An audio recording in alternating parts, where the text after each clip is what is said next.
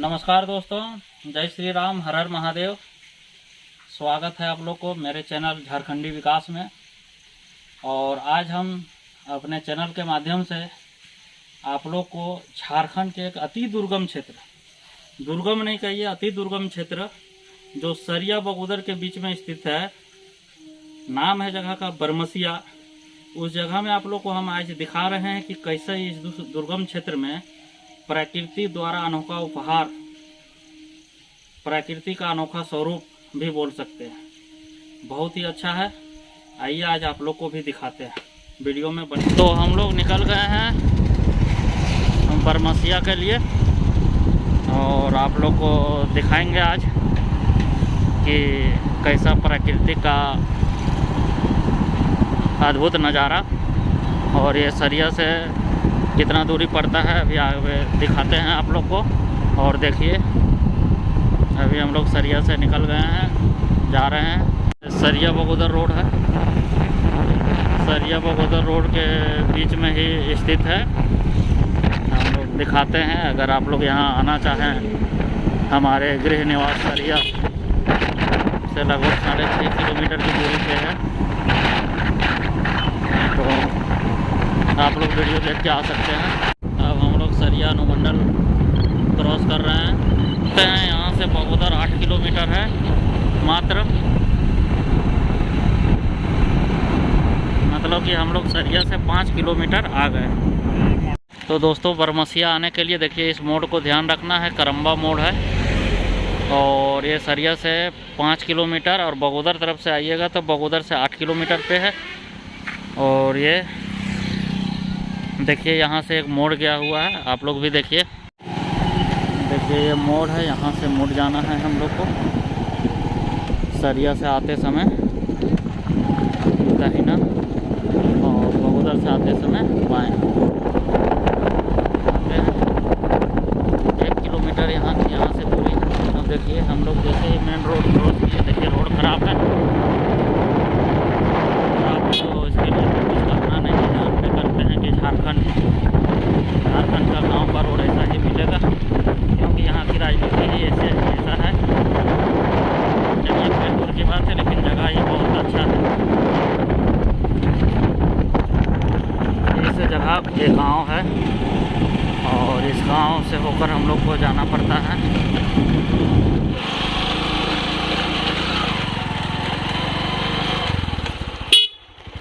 देख सकते हैं दोस्तों आप, यहाँ पे लिखा हुआ है हर हर महादेव बरमसिया धाम गौरी शंकर सीताराम। देखिए यहाँ पे मंदिर बनाया हुआ है, नीचे उतरने के लिए सीढ़ी बनाया हुआ है। अब हम लोग नीचे जा रहे हैं।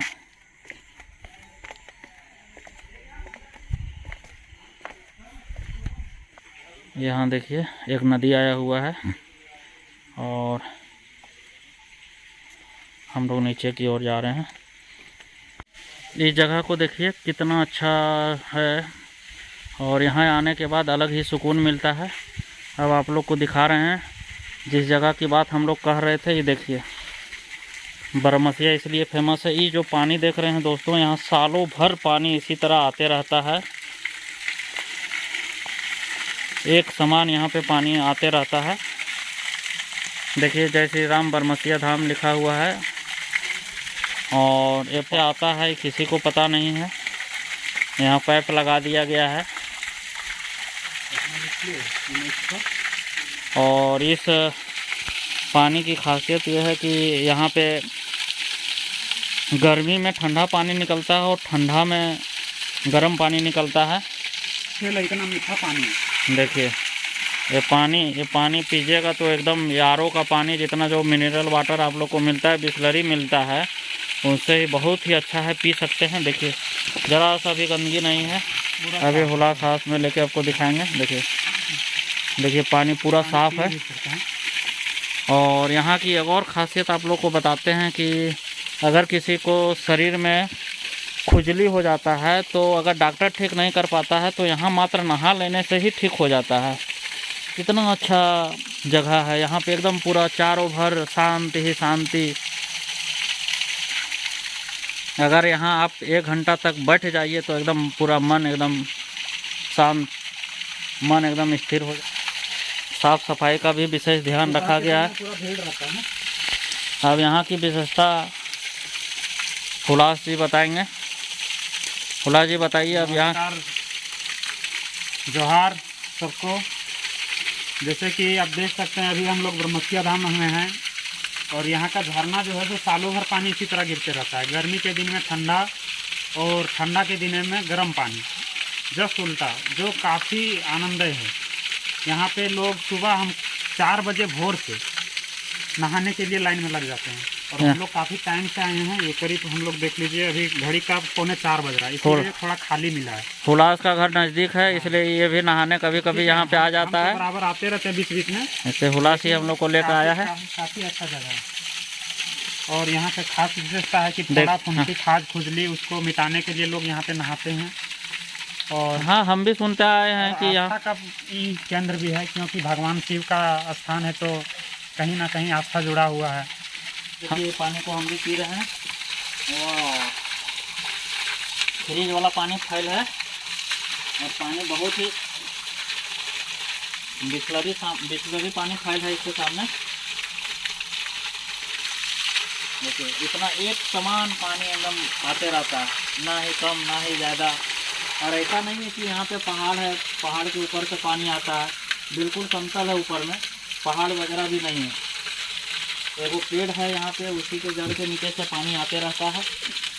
और यहाँ पे लिखा हुआ भी है, कुछ पढ़ते हैं, ये हिंदी से लिखा हुआ है कि 16 मार्च 1966 में इसका मतलब चबूतरा वगैरह बना था। मतलब काफ़ी पहले है। यहाँ पे बड़े बूढ़ों के तो सुने हैं कि यहाँ पे वैज्ञानिक वैसा आए थे और छानबीन किए थे, लेकिन पता नहीं लगा पाए कि कहाँ से पानी आता है। देखिए ये जड़ के पास से पानी, यहाँ पे एक पाइप लगा दिया गया है, ये पानी इतना ही रहता है और उधर गिरते रहता है। ये पेड़ का जड़ है यहीं पे। देखिए ना पानी कम हो रहा है ना ज़्यादा हो रहा है, लेकिन एक समान गिर ही रहा है पानी। देखिए देख सकते हैं आप।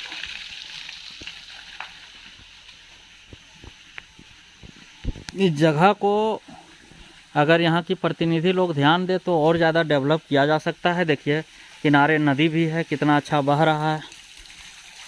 अगर पार्क टाइप का बैठने का बना दिया जाए, पर्यटन विभाग ध्यान दे तो थोड़ा सुधार हो सकता है।